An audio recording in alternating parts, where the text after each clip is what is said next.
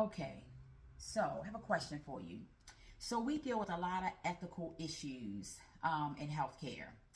And so you know how your primary care will have you to complete an advance directive saying what you want should you become incapacitated, you know, what you want to have. Do you want life-saving measures? Do you want to be intubated? Do you want CPR? And who would be your decision maker?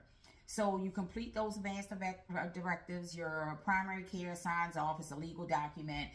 Some people have a most form, which becomes a little more specific, saying that, you know, not only do you not want CPR or intubation, but also you may not want blood products, you may not want fluids, you may not want antibiotics, things like that.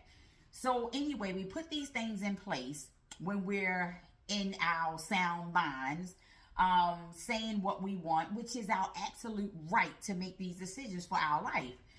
So when I was an ICU nurse, we would have people who would have these forms in place, and then they would code.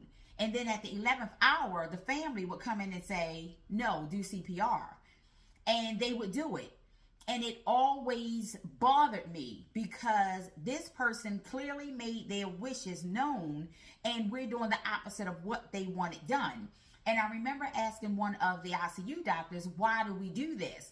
And I remember her saying, for fear of being sued by the family. Now, what grounds would the family have to stand on if this is a legal document that the person filled out ahead of time? I don't know. If anything, it seemed like if that person survived, they would have the right to then sue because you did the opposite of what they requested.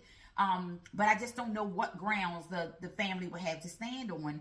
And, you know, was that the doc's fear or was that the hospital's fear? I'm not sure. But it just used to bother me because I would be absolutely pissed if I said I did not want any life-saving measures and then someone did it anyway. You know, suppose I end up in worse condition than I was prior. Now I need to be turned. Now I need to be clean. Now I need to be fed. That's not a quality of life where I wouldn't have been in that position had you just not done the CPR to begin with.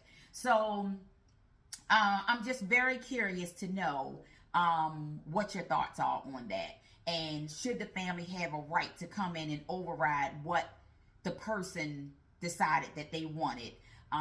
So I'm curious to know. Please leave your comments and leave your views down in the comments.